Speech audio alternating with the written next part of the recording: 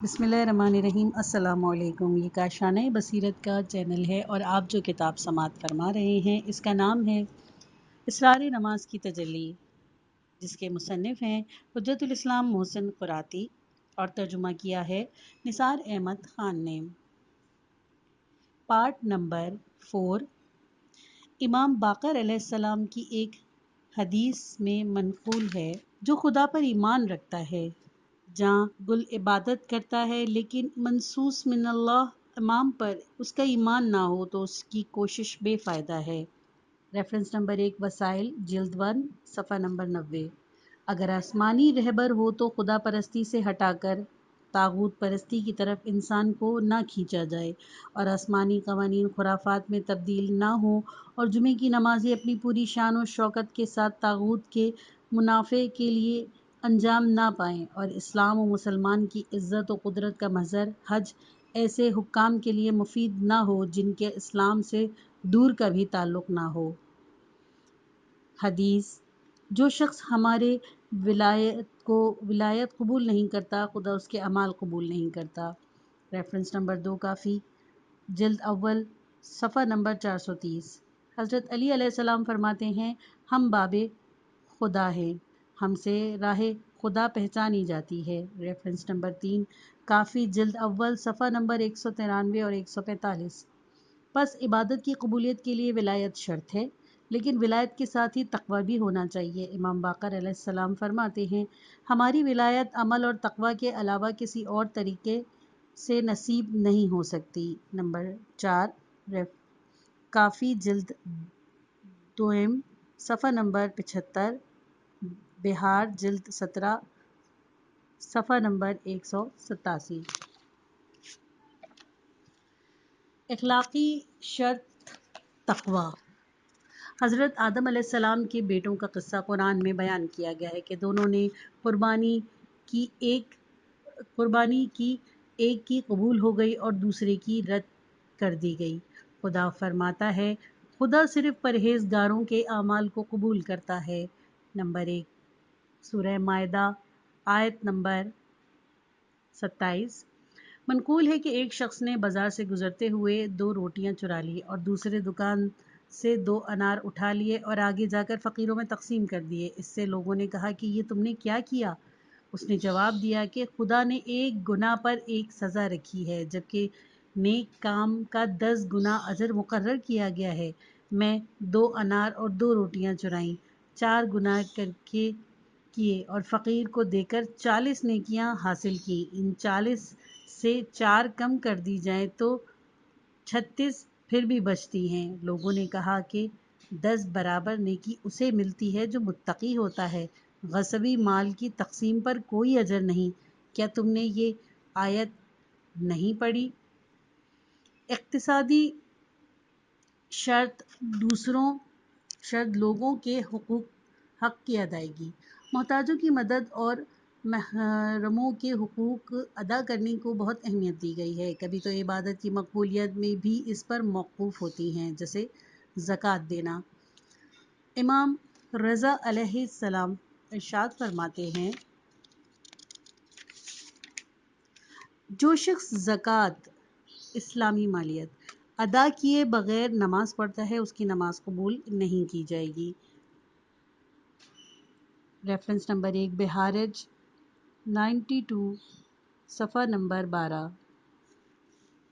دوسری حدیث میں حضرت علی علیہ السلام کمیل رضی اللہ عنہ سے فرماتے ہیں، جب تک تمہاری غذا حلال اور صحیح راہ سے حاصل نہ ہوگی، اس وقت تک تمہاری تسبیح اور شکر کو خدا قبول نہیں کرے گا۔ ریفرنس نمبر 2 سفینۃ البہارج جلد اول حصہ حل۔ اجتماعی شرط دوسروں کا خیر خواہ ہونا۔ اجتماعی شرط کا تحفظ اور مسلمان کے درمیان بھائی چارے اور ان کے درمیان شائستہ روابط کو بہت اہمیت دی گئی ہے۔ اسی لیے اس قول و عمل کو ناروا سمجھا گیا ہے جو کہ اجتماعی روابط کو انقطاع کے سبب بنے۔ غیبت، بدگمانی، برے خیالات، قطع تعلقی، بد اخلاقی وغیرہ ایسے اوصاف و اعمال ہیں کہ جو عبادت کو قبول نہ ہونے کے باعث بنتے ہیں۔ رسول خدا صلی اللہ علیہ وآلہ وسلم فرماتے ہیں، جو شخص مسلمان یا مرد و عورت کی غیبت کرتا ہے خدا 40 شب و روز تک اس کے روزہ نماز کو قبول نہیں کرتا مگر یہ کہ جس کی غیبت کی گئی تھی وہ غیبت کرنے والے کو معاف کر دے۔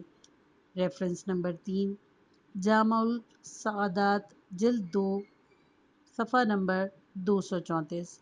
نیز حضرت صلی اللہ علیہ وآلہ وسلم ارشاد فرماتے ہیں، ابو ذر رضی اللہ تعالی عنہ، برادر دینی سے قطع روابط نہ کرو کیونکہ قطع روابط کرنے کا کوئی عمل قبول نہیں ہوتا۔ ریفرنس نمبر 1 مکارم الاخلاق صفحہ نمبر 554۔ امام صادق علیہ السلام فرماتے ہیں، جو شخص اپنے برادر مومن سے بدگمانی رکھتا ہے خداوندہ اس کے اعمال قبول نہیں فرماتا۔ ریفرنس نمبر 2 منقول از حیات جلد اول صفحہ نمبر 236۔ نیز امام صادق علیہ السلام ارشاد فرماتے ہیں، بد خلقی عمل کو ایسے ہی برباد کر دیتی ہے جیسے سرکہ شہد کو۔ ریفرنس نمبر 3 کافی 321/2۔ دوسروں کی بدگوئی، لوگوں سے بدگمانی، ترک تعلق اور غیبت ایسی چیزیں ہیں مسلمانوں کے اجتماعی روابط میں سستی کا باعث بنتی ہیں اور عبادت کے قبول نہ ہونے کے سبب بھی بنتی ہیں۔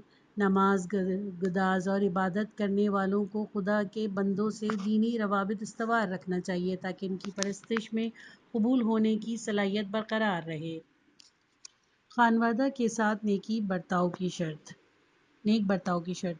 اسلام کے اعلیٰ اور مقدس آئین نے عبادت و سیاست اور معاشرے کے درمیان ایک محکم رابطہ ایجاد کیا ہے۔ خانگی امور کی رعایت زن و شوہر کے حقوق کے احترام کو اتنا فہم قرار دیا ہے کہ کبھی اس کی طرف سے بے توجہی عبادت کے قبول نہ ہونے کا باعث ہو جاتی ہے اور یہ زمین کے قطع تعلقی اور آسمانی ارتباط کا سلسلہ منقطع کر دیتی ہے۔ اس سلسلے میں پیغمبر اسلام صلی اللہ علیہ وآلہ وسلم ارشاد فرماتے ہیں، جو عورت اپنے شوہر کو اذیت دیتی ہے خدا اس کی نماز اور اس کا کوئی نیک عمل قبول نہیں فرماتا، اس طرح اس مرد کا بھی کوئی عمل قبول نہیں کرتا جو اپنی بیوی کو اذیت دیتا ہے۔ ریفرنس نمبر 1 وسائل جلد 14 صفحہ نمبر 116۔ یہ بات زن و شوہر ہی سے مخصوص نہیں بلکہ والدین کی طرف غضبناک ہو کر دیکھنے سے بھی عبادت قبول نہیں ہوتی۔ چنانچہ امام صادق علیہ السلام فرماتے ہیں، خدا اس بیٹے کی نماز قبول نہیں کرتا جو اپنے والدین کی طرف خشمناک نگاہوں سے دیکھتا ہے اگرچہ والدین اس کے حق میں ظالم ہی کیوں نہ ہوں۔ ریفرنس نمبر 2 اصول کافی جلد 6 صفحہ نمبر 349۔ ہاں، جس نماز کے زینے سے ہم معراج پر پہنچتے ہیں اس کے پائے زمین پر مضبوط تو مستحکم ہونے چاہیے، ورنہ اگر پھسلنے والی برف یا ناہموار زمین پر رکھے گئے تو پھر بلندی پر جانا ناممکن ہو جائے گا۔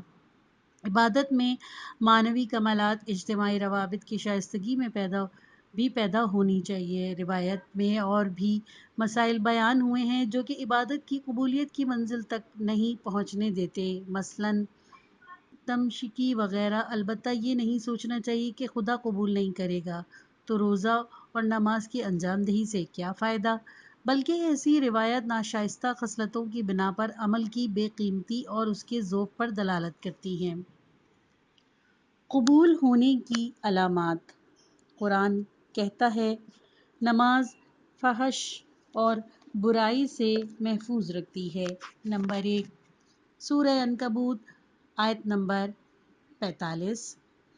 اور یہی معزز نماز اور اس کی خاصیت ہے، یہی اعمال و عبادت کی مقبولیت کی علامت ہے۔ جس دانے میں مغز نہیں ہوتا اس میں نہ رشد ہوتا ہے اور نہ ہی پھل لگتا ہے، اسی طرح وہ نماز بھی بے اثر ہے جو برائیوں سے باز نہیں رکھتی۔ امام صادق علیہ السلام اس علامت کے بارے میں ارشاد فرماتے ہیں، جو شخص یہ جاننا چاہتا ہے کہ اس کی نماز قبول ہوئی یا نہیں تو اس کو اپنی نماز دیکھنا چاہیے کہ اس نے اس کو گناہوں سے باز رکھا یا نہیں۔ جس مقدار میں اس کی نماز نے اس سے گناہ سے باز رکھا ہے اسی مقدار میں اس کی نماز قبول ہوئی ہے۔ بہارج 86 صفحہ نمبر 198۔ شرائط کمال عبادت۔ عبادت کی قبولیت اور اس کی صحت کی شرائط بیان ہو چکے ہیں، لیکن بعض امور ہیں کہ جو عبادت کے کمال کی شرائط کا جز ہیں، جو شرائط عبادت کی قدر و قیمت کی نشاندہی کرتے ہیں اور اکثر عبادات کی تاثیر میں اضافہ ہونے کا باعث ہوتے ہیں۔ وہ یہ ہیں: عبادت کا مشکل ہونا۔ عبادت کرنا تو ہر ایک سے آتا ہے، لیکن جو عبادت دشوار ہے اور جن میں ہمت و ارادہ زیادہ درکار اور مشقت لازم ہے وہ قیمتی ہیں اور کمال سے نزدیک ہیں۔ قرآن ان لوگوں کی مدح سرائی کرتا ہے جنہوں نے سختی کے زمانے میں رسول اللہ صلی اللہ علیہ وآلہ وسلم کی مدد اور پیروی کی تھی۔ سورہ توبہ آیت نمبر 117۔ امام حسن علیہ السلام کے پاس سواری کے اونٹ موجود تھے، لیکن وہ اس لیے پیادہ حج کیا کرتے تھے کہ اس کا اجر زیادہ قرار پائے۔ قرآن نماز شب پڑھنے والوں کی بزرگی بیان کرتا ہے کہ وہ نرم و گداز بستر سے نکل کر نماز پڑھتے ہیں۔ سورہ سجدہ آیت نمبر 15۔ حضرت علی علیہ السلام فرماتے ہیں، بہترین کام وہ ہے جس کی انجام دہی پر تم اپنے نفس کو برانگیختہ کرتے ہو۔ ریفرنس نمبر 3 قصار الحجر جلد نمبر 6 صفحہ نمبر 74۔ قرآن مجاہدوں اور سخت کوش افرادوں کی عظمت و منزلت کو اور ان الفاظ میں بیان کرتا ہے۔ سورہ نساء آیت نمبر 95۔ اہمیت کی حامل ہو۔ کاموں کی انجام دہی اور اہم اور مہم کی رعایت بھی عقلمندی، عاقبت اندیشی اور مصلحت شناسی کی علامت ہے۔ اسلام ان کاموں کی تشویش دلاتا ہے کہ جو زیادہ مفید و مہم ہوتے ہیں، خواہ تحصیل علم وغیرہ سے متعلق ہو یا عبادات و انفاق سے متعلق۔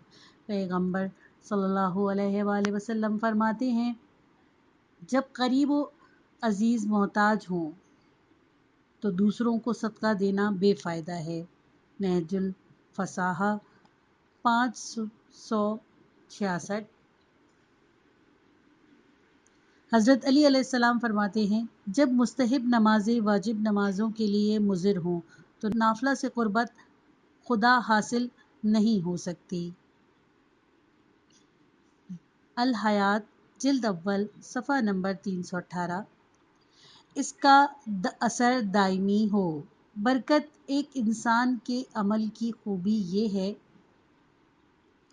کہ اس کے آثار و فوائد باقی رہیں۔ ہر ایک کام اور عبادت کی صفت کمال یہ ہے کہ ان کے آثار سریع الزوال اور ناپائیدار نہیں ہوتے۔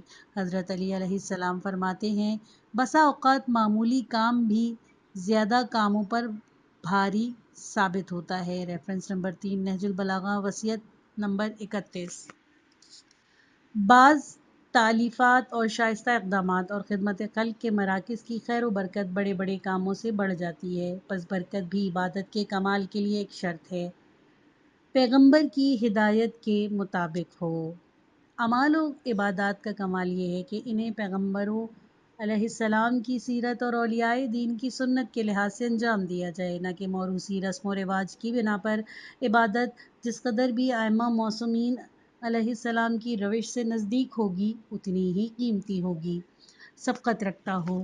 عبادت اور نیک کاموں میں مقابلہ مسابقہ بھی ارزش مند ہے، اور ایسے امور میں ایک دوسرے پر سبقت کرنا بھی معیار کمال ہے۔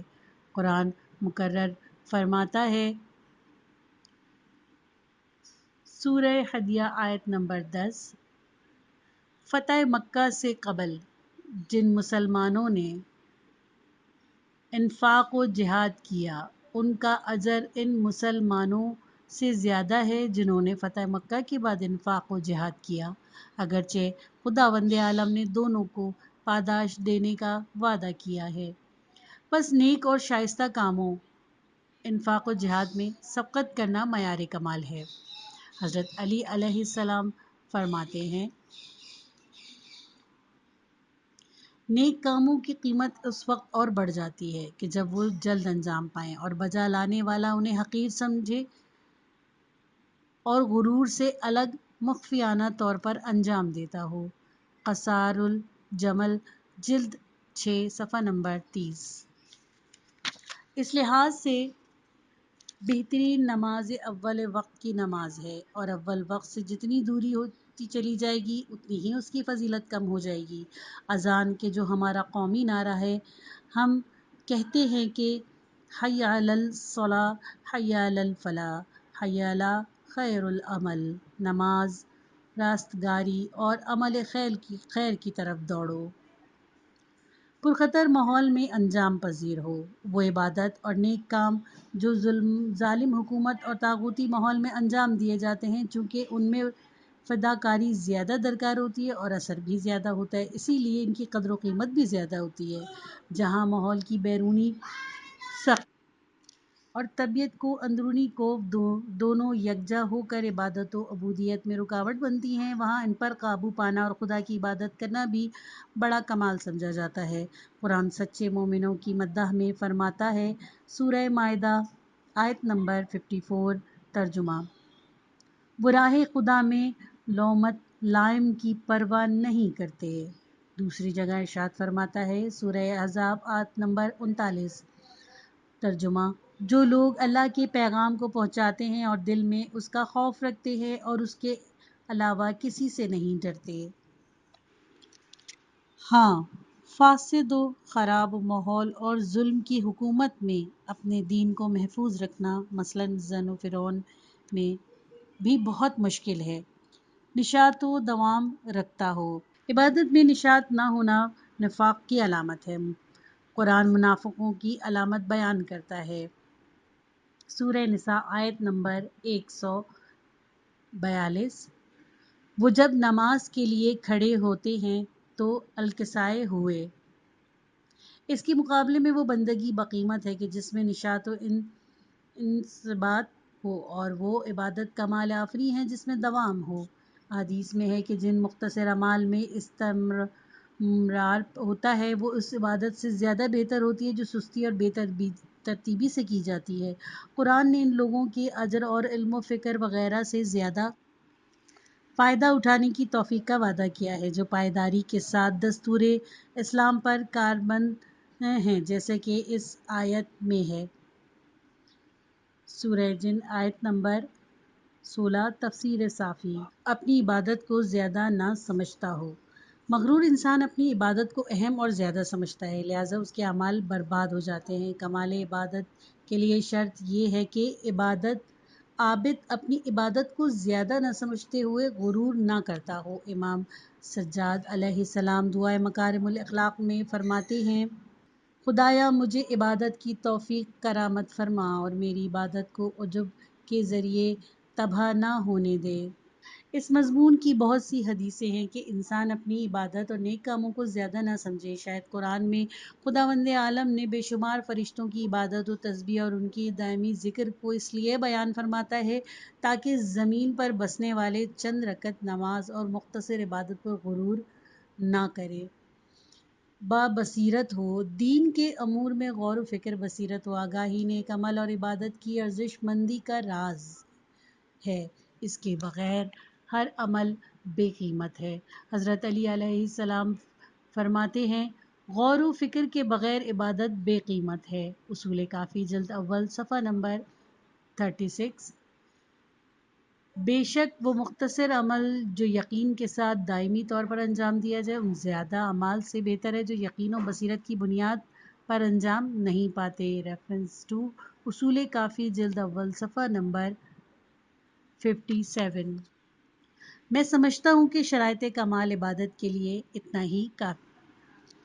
فلسفہ عبادت: اسلام کے تمام عبادی احکام و پرندگام میں حکمت موجود ہے۔ اولاً کسی مکتب نے غور و فکر پر اتنا زور نہیں دیا جتنا کہ اسلام نے، اس لیے کہ سینکڑوں آیات و احادیث لوگوں کو تعقل و تفکر کی دعوت دے رہی ہیں۔ ثانیاً، قرآن نے مشرکوں اور بت پرستوں پر شدید تنقید کی کہ وہ اپنے بزرگوں کی اندھی تقلید کرتے ہیں اور ان کی بے دلیل باتوں کو مانتے ہیں۔ ثالثاً، قرآن نے خود احکام بیان کرنے کے ضمن میں ان کی دلیل کی طرف بھی اشارہ کیا اور ائمہ معصومین علیہ السلام نے ان کی حکمت بیان فرمائی اور عالم اسلام کے دانش مندوں نے اس سلسلے میں کتابیں بھی تالیف کیں۔ ریفرنس نمبر 1، جیسے صدوق رحمۃ اللہ علیہ نے علل الشرع اور فلسفہ نماز، حج وغیرہ کے سلسلے میں بہت سی کتابیں لکھی ہیں۔ بشری علم و دانش کے پیش رفت کے علاوہ دینی دستورات اور احکام الہی کے اسرار کا بھی پردہ اٹھتا جا رہا ہے۔ جیسے جیسے زمانہ گزر رہا ہے ویسے ویسے اسلام کی عظمت بڑھتی جا رہی ہے۔ فوق الذکر النکات سے مندرجہ باتیں لازم آتی ہیں۔ نمبر 1، یہ ضروری نہیں ہے کہ ہر زمانے کے لوگ تمام احکام کی دلیل کو جانتے ہوں۔ ممکن ہے کہ بعض احکام کا فلسفہ و دلیل ابھی تک آشکار نہ ہوا ہو۔ ممکن ہے گردش زمانہ آئندہ اسے آشکار کرے۔ نمبر 2، احکام کے فلسفے میں صرف اس کی مادی اور اقتصادی و طبعی فوائد ہی کو مد نظر نہیں رکھنا چاہیے بلکہ اس کے معنوی اور روحانی آثار پر بھی توجہ رکھنی چاہیے۔ نمبر 3، جو شخص خدا کو حکمت والا اور اس کے احکام کی بنیاد کو حکمت پر استوار سمجھتا ہے، اس کے لیے یہ مناسب نہیں ہے کہ وہ اس فعل کو انجام نہ دے کہ جس کی دلیل کو وہ نہیں جانتا۔ اگر ایک مریض یہ کہے کہ میں اس وقت تک کوئی دوا نہ کھاؤں گا جب تک مجھے اس کے خواص معلوم نہ ہو جائیں گے، تو ظاہر ہے کہ وہ درد سے مر جائے گا۔ اس کو دوا کھانا چاہیے اور اس کے خواص کی شناخت میں بھی کوشاں رہنا چاہیے۔ نمبر 4، جہاں ہمارے پاس کسی حکم کے فلسفے کے لیے قرآن و حدیث سے کوئی دلیل نہ ہو وہاں ہمیں خاموش رہنا چاہیے اور اپنی عقل سے توجیہ نہیں کرنا چاہیے۔ نمبر 5، اگر ہم جہان ہستی کے بعض اسرار سے آگاہ ہوئے تو ہمیں مغرور نہیں ہونا چاہیے اور یہ نہیں سوچنا چاہیے کہ ہم تمام چیزوں کی دلیلوں کو جان لیں گے۔ نمبر 6، وسوسوں میں مبتلا ہو کے عادات کے خلاف نہیں چلنا چاہیے۔ جس طرح ہم ڈاکٹر کی طرف رجوع کرتے ہیں اور خود اس کے سپرد کرتے ہیں یا اپنی موٹر گاڑی کو کسی مکینک کے حوالے کرتے ہیں اور اس سے کسی پیچ کے بارے میں کوئی سوال نہیں کرتے کیونکہ ہمیں یقین ہے کہ ڈاکٹر مکینک ان امور سے آگاہ ہیں، دینی مسائل کو بھی اسی طرح قبول کرنا چاہیے اور ان پر عمل کرنا چاہیے کیونکہ خدا حکیم و دانا بھی ہے اور یہ سب سے زیادہ مہربان بھی ہے۔ وہ ظاہری اور باطنی آثار سے باخبر، نہاں و آشکار سے آگاہ اور آنے والے زمانے کے حالات کا جاننے والا ہے۔ نمبر 7، اگر حکم خدا کا مختصر فلسفہ ہمیں معلوم ہو گیا تو یہ خیال نہ کرنا چاہیے کہ ہمیں تمام اسرار معلوم ہو گئے ہیں۔ دریا میں ہاتھ ڈال کر نکالنے والے کو یہ حق نہیں کہ وہ لوگوں سے کہے کہ یہی دریا کا پانی ہے، بلکہ اسے یہ کہنا چاہیے کہ اتنا سا پانی مجھے ملا ہے۔ جو کسی کے حکم کے فلسفے کو سمجھ لیتا ہے اسے یہ گمان نہیں کرنا چاہیے کہ جو کچھ میں نے سمجھا بس اس کا اتنا ہی فلسفہ ہے، اس سے زیادہ کچھ نہیں۔ کیا محدود عقل و فکر انسان ان احکام کی گہرائیوں تک پہنچ سکتا ہے کہ جن کا سر چشمہ علم خدا ہے؟ وہی عقل جو ہمیں احکام کا فلسفہ سمجھنے کی دعوت دیتی ہے یہ بھی کہتی ہے کہ اگر تم نہیں جانتے تو پرہیزگاروں سے دریافت کر لو، یعنی اولیاء خدا کے سامنے سراپا تسلیم ہو جاؤ۔ ان مقدمات کے بعد قرآن و حدیث سے کچھ نمونے نقل کرتا ہوں جو احکام کے فلسفے کی طرف اشارہ کرتے ہیں۔ قرآن نماز کے بارے میں کہتا ہے، نماز انسان کو برائیوں سے باز رکھتی ہے۔ سورہ عنکبوت آیت نمبر 35۔ دوسری جگہ فرماتا ہے میرے ذکر کے لیے نماز قائم کرو۔ سورہ طٰہٰ آیت نمبر 13۔ ایک اور آیت میں ارشاد فرماتا ہے کہ دلوں کا اطمینان یاد خدا میں ہے۔ سورہ رعد آیت نمبر 28۔ روزے کے متعلق فرماتا ہے کہ روزہ تم پر اس لیے واجب کیا گیا تاکہ تم متقی بن جاؤ۔ سورہ بقرہ آیت نمبر 183۔ چونکہ بیشتر گناہ شہوت کے منہ زوریوں سے وجود میں آتے ہیں، اور روزہ اس کی منہ زوریوں کو روکتا ہے اور متقی بناتا ہے۔ شاید یہی وجہ ہے کہ رمضان میں شرح جرائم گھٹ جاتی۔ حج کے بارے میں فرماتا ہے، زیارت حج کے لیے جاؤ تاکہ وافر مقدار میں منافع حاصل کر سکو۔ سورہ حج آیت نمبر 28۔ حج کے اجتماعی اور سیاسی فوائد میں کوئی شک و شبہ نہیں۔ زکوٰۃ کے بارے میں قرآن ارشاد فرماتا ہے، لوگوں اور ان کے اموال سے زکوٰۃ لیجیے تاکہ ان کی روح بخل اور دنیا پرستی سے وہ پاک ہو جائیں۔ سورہ توبہ آیت نمبر 103۔ شراب اور قمار کے متعلق فرماتا ہے، شیطان ان کے توسط سے تمہارے درمیان بغض و عداوت پیدا کرتا ہے اور تمہیں یاد خدا سے غافل کر دیتا ہے۔